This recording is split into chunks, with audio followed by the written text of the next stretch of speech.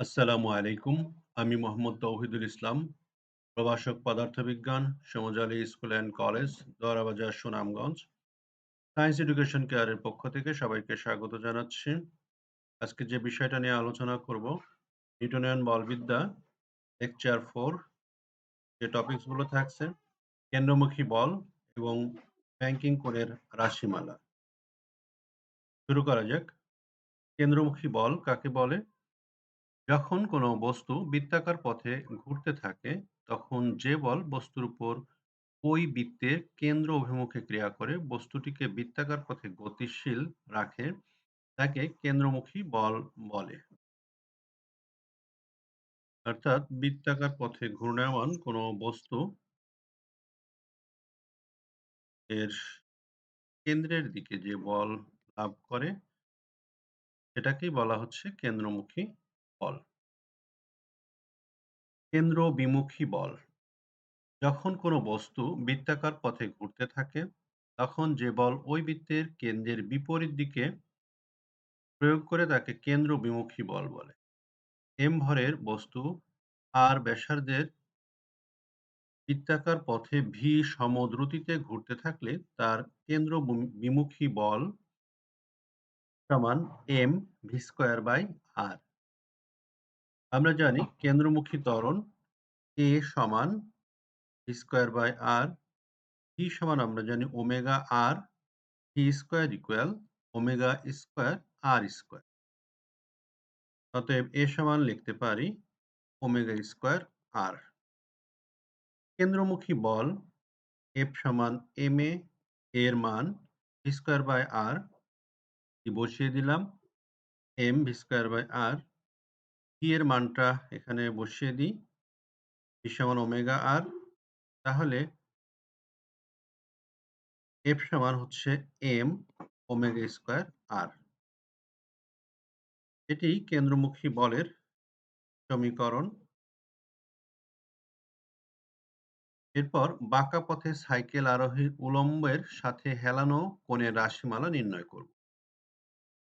কোনো সাইকেল আরোহী যখন সোজা পথে চলে, তখন সাইকেল সহ আরোহীর ওজন ডাব্লিউ সমান mg খাড়া নিচের দিকে ক্রিয়া করে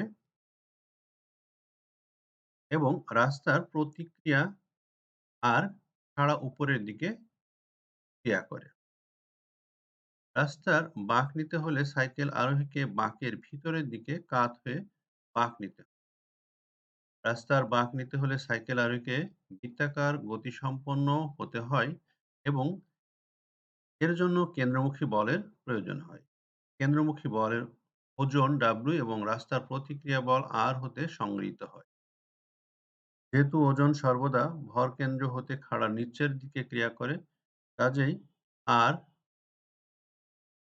প্রতিক্রিয়া আর কে অভিলম্বের সাথে নত হতে হয়। এতে আর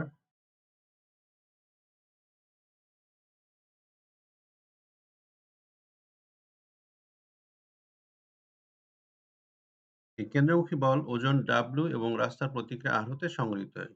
যেহেতু ওজন সর্বদা ভরকেন্দ্র হতে খাড়া নিচের দিকে ক্রিয়া করে, কাজেই প্রতিক্রিয়া আর কে অভিলম্বের সাথে নত হতে হয়। এতে আর এর দুইটি উপাংশ পাওয়া যায়।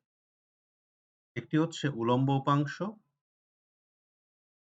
ভূমির সমান্তরালে কেন্দ্রমুখী বলের যোগান দেয় এবং অনুভূমিক উপাংশ খাড়া উপরের দিকে ক্রিয়া করে ওজন ডাব্লুকে প্রশমিত করে। তাহলে ডাব্লিউ নিচের দিকে কাজ করছে এবং প্রতিক্রিয়া বল আর এর একটি অংশ আর কস থিটা, যা ডাব্লিউ এর সোজা বিপরীত দিকে কাজ করছে। এরপর অনুভূমিক বরাবর যে উপাংশটা, সেটি হচ্ছে আর সাইন থিটা। অভিলম্বের সাথে থিটা কোণ উৎপন্ন করে, তবে এর অনুভূমিক উপাংশ আর কস থিটা ডাব্লিউ এর সমান সমান mg। এবং উলম্ব বরাবর উলম্ব উপাংশ আর সাইন থিটা কেন্দ্রমুখী বলের পরিমাপ নির্দেশ করে। যদি রাস্তার বাঁক নিতে সাইকেল ভি দ্রুতিতে আর ব্যাসার্ধের বৃত্তাকার পথ অনুসরণ করে, তবে কেন্দ্রমুখী বল ঠিক এটার বিপরীত দিকে হবে হচ্ছে এম ভি স্কোয়ার বাই বাঁকের ব্যাসার্ধ r। তো কেন্দ্রমুখী বল r sin θ সমান mv²/r এবং r cos θ সমান আমরা পেলাম mg। এখন r sin θ/r cos θ সমান mv²/r। এটা r sin θ র মানটা বসিয়ে দিলাম। r cos θ সমান mg, এটা নিচে বসিয়ে দিলাম। আর কাটা যাচ্ছে। sin θ/cos θ সমান tan θ, এটা লিখে দিলাম, সমান mv²/r ইনটু, এটা উল্টায় গেলে 1/mg। m এবং m কাটা যাচ্ছে। অতএব থিটা সমান tan ইনভার্স v² বাই নিচে আছে হচ্ছে r এবং g, v²/rg। অতএব থিটা সমান tan ইনভার্স v²/rg। এখান থেকে আমরা কোণের মানটা, অর্থাৎ কতটুকু কোণে সাইকেলকে হেলতে হবে, এটা নির্ণয় করতে পারব। যদি v অর্থাৎ সাইকেলের বেগ এবং বাঁকের ব্যাসার্ধ r, অভিকর্ষ ত্বরণ জানা থাকে, তাহলে সাইকেলকে কুলম্বের সাথে কত কোণে বাঁক নিতে হবে সেটা আমরা বের করতে পারি। তাহলে বাঁক নিতে হলে যে কোণে হেলে থাকতে হয় তা সাইকেলের আরোহীর ভরের উপর নির্ভর করে না, নির্ভর করে আরোহীর গতিবেগ ও গতিপথের ব্যাসার্ধের উপর। এরপরে রাস্তার বা রেল লাইনের ঢাল, এটা সম্পর্কে আমরা একটু দেখব। কোনো মোটর বা রেলগাড়ি যখন বাঁক নেয় তখন এই বাঁকা পথে ঘোরার জন্য একটা কেন্দ্রমুখী বল প্রয়োজন হয়।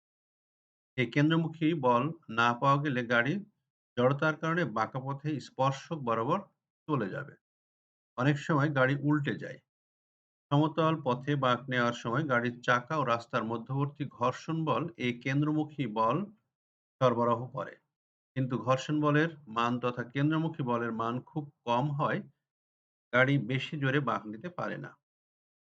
বেশি জোরে বাঁক নিতে গেলে কেন্দ্রমুখী বল তথা ঘর্ষণ বলের মান বাড়াতে হবে। আর সেজন্যই বাঁকের মুখে রাস্তার তলকে অনুভূমিক তলের সাথে হেলিয়ে রাখতে হয়, যাতে রাস্তার বাইরের দিক ভেতরের দিকের চেয়ে কিছু উঁচু থাকে। একে ঢাল বা ব্যাংকিং বলে, যেটা চিত্রে দেওয়া আছে। ভিতরের দিক থেকে বাইরের দিকটা কিছুটা, অর্থাৎ এইচ উঁচুতে আছে।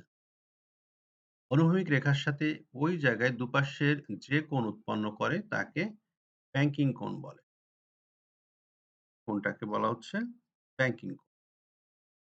ধরা যাক আরোহী সমেত গাড়ির ওজন W, যেটা চিত্রে দেওয়া আছে। গাড়ির ওজন W সরাসরি নিচের দিকে কাজ করে এবং রাস্তার অভিলম্বিক প্রতিক্রিয়া Fn, অর্থাৎ গাড়ি যে বলে নিচের দিকে ক্রিয়া করছে, রাস্তাও ঠিক একই দিকে প্রতিক্রিয়া বল দিবে, যেটাকে Fn দ্বারা প্রকাশ করা হলো। রাস্তার সাথে সমকোণে গাড়ির উপর প্রযুক্ত। এই দুই বলের লব্ধি F অনুভূমিকভাবে বৃত্তাকার পথের কেন্দ্রের দিকে ক্রিয়া করছে। এটা এই যে এখানে দেখানো হয়েছে F বল। এই লব্ধি বলই গাড়িটিকে বৃত্তাকার পথে ঘোরানোর জন্য প্রয়োজনীয় কেন্দ্রমুখী বল সরবরাহ করছে।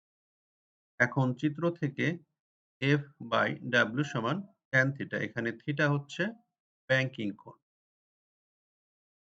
F সমান W tan θ, W সমান mg। W সমান mg আমরা জানি। আবার নিউটনের দ্বিতীয় সূত্র থেকে F সমান ma।